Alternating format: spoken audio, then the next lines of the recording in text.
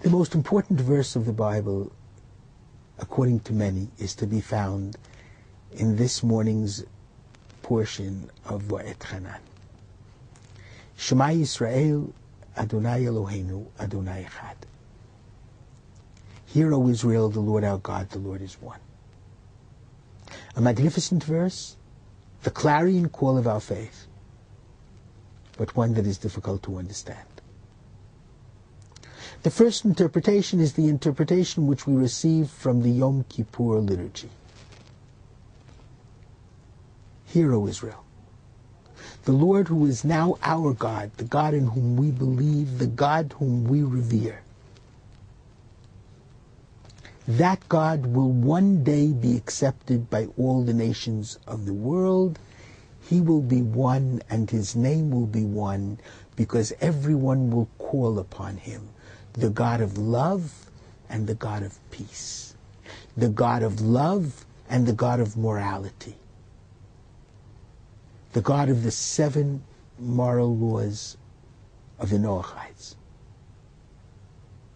the God of the 10 commandments, the God of all 613 commandments of the Torah. And we must help to bring the entire world to the recognition of one God and the love and the morality and the will to peace of that one God. And that's the major task of the Holy Temple. Isaiah 2, Micah 4, all the nations will flock and they will declare God of peace. Second interpretation, very interesting, may even be pshuto. And I heard it in the name of a very, very great teacher in France, known as Manitou, who has written many wonderful works in biblical commentary and philosophy. Shema Yisrael. Hashem Elokeinu, the Lord who is our God, and Elohim, Eloheinu, is a plural form, who manifests himself in many different ways to many different religions and peoples. He's called upon by the Christians, and he's called upon by the Muslims, and he's called upon by the Hindus, he's called upon by the Buddhists. Hashem Echad. All of those people who call upon God mean in their God search, mean the one true God of the universe. And therefore there's a very interesting normative halacha that if there is any nation, religion, that links our God together with another God, sometimes even God's Son,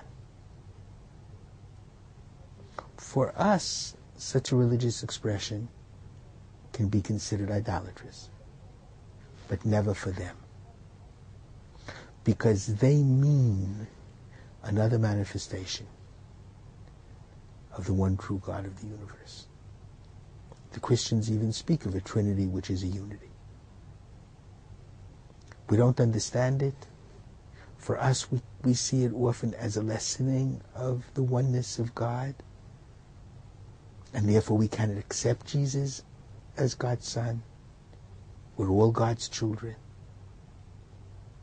even while we can accept him